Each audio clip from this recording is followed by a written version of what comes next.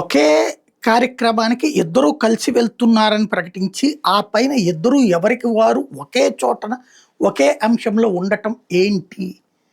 ఇది నేను విభేదాలు సృష్టించాలనుకోవట్లేదు కూటమిలో. కానీ ప్రజల దగ్గరికి వేరే సంకేతం వెళ్తుంది. ఏమైనా జరుగుతోందా అన్నటువంటిది.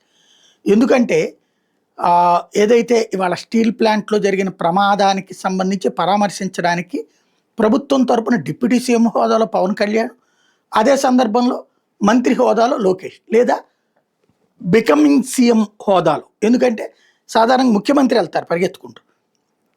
ముఖ్యమంత్రి బదులు లోకేష్ వెళ్తున్నారంటే కాబోయే ముఖ్యమంత్రి అన్న హోదానే కనబడుతుంది అక్కడ. ఎందుకంటే పరిశ్రమల మంత్రి అయితే భరత్, ఈయన ఐటీ శాఖ మంత్రి, ఈ వ్యవహారాలే కదా.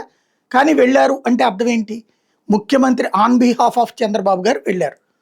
బట్ ఇద్దరూ కలిసి వెళ్ళలేకపోవడం అక్కడ స్పెషల్.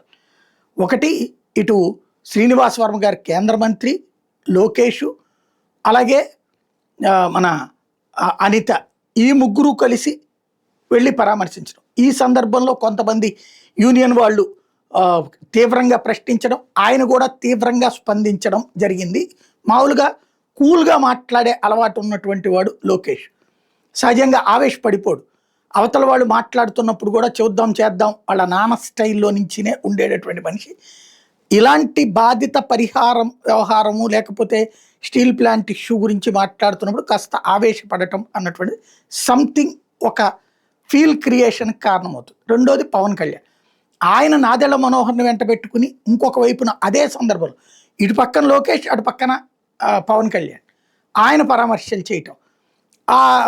దాంట్లో అయితే ఆయన చాలా కేటగారికల్గా వాస్తవంగా దీని మీద కమిటీ వేస్తాం, ఆ కమిటీ తేల్చుద్ది, నాకు దీంట్లో అనుభవం లేదు కాబట్టి ఇది ఎందుకు జరిగింది ఏంటి అన్నటువంటిది నేను త్వరలో మీటింగ్ పెట్టి కార్మిక సంఘాలకు సంబంధించి కూడా అభిప్రాయాలు తీసుకుంటాం, పరిష్కరిస్తాం అన్నటువంటి రూట్.